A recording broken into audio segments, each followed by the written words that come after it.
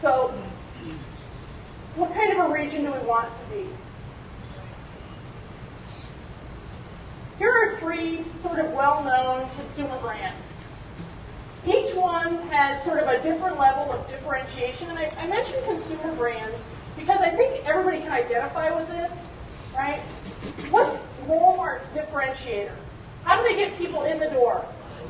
That's it. Price. That is their differentiator. Target, or Target, as some people call it. What's Target's differentiator? What have they been investing in for the last 7 to 10 years? Come again? Image. I would say design, right? Making sure that the products are aesthetically pleasing, and frankly, sometimes they don't even work, like all the Michael Graves kitchen tools have fallen apart on me, but anyway, I digress. They look great. They look great. And the per price item, a little bit higher, right? And then you've got Nordstrom. What does Nordstrom differentiate on? That's it. Service. Now, when you think about the region that you want to be, to go from good to great, you think about how the next generation says it is inexpensive to live here, right? I think, my opinion, right? I think in some ways we're hanging on to some of this legacy, being an inexpensive place to live. And we have had a few pushes on the gas pedal to move us to this next place, right? I'm thinking about the design standards in Belton.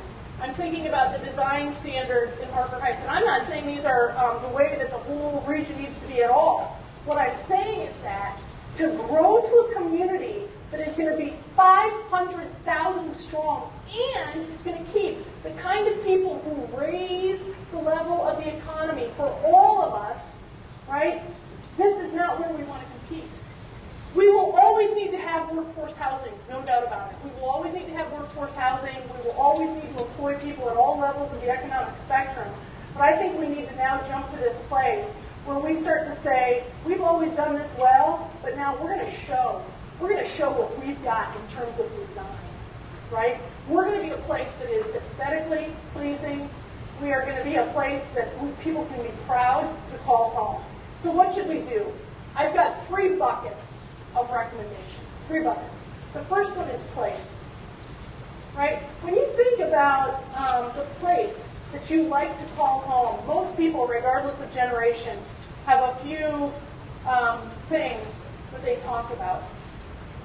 Then we have people, right? How do we need to engage people in new ways to make sure that this becomes a sticky community?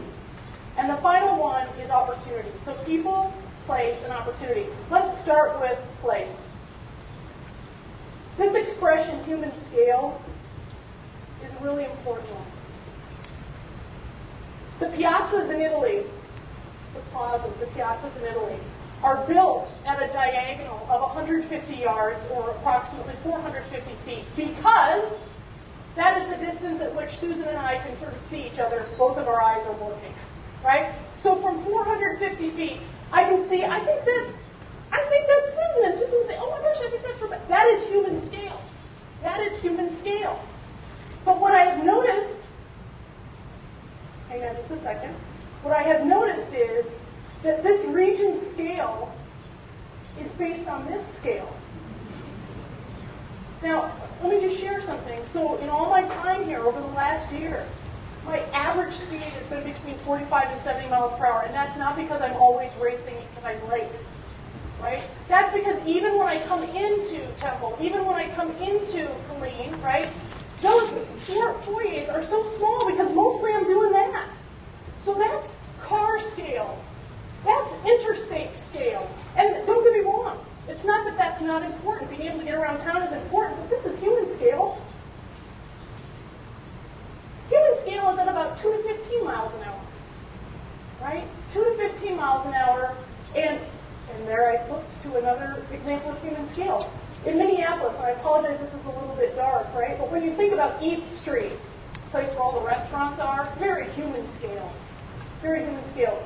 Got this idea from Andrea in Copper's Cove, downtown McKinney, Texas. Again, very human scale. And it's about, the idea behind me in scale is this notion of a stroll district, where you can park your car once and get out and do a lot of stuff, right? So where at that intersection in Temple we've got the 2 good restaurants, what if that became 4 and 6? And what if the other places were infilled with places where I could buy a lovely gift for my mother, right? The idea that you park once and you can spend all your money. Without fail, in every community, when I have asked people, young and old, what wish do you have for this community? I wish Killeen had a strong downtown, right?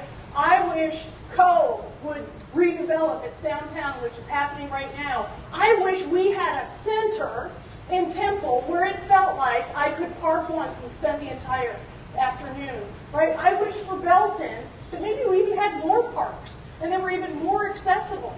This notion of having that centralized location, building on a human scale around this notion of a stroll district. Now, a couple of really important things are coming up, one of which is on April the 24th, which is that Earth Day?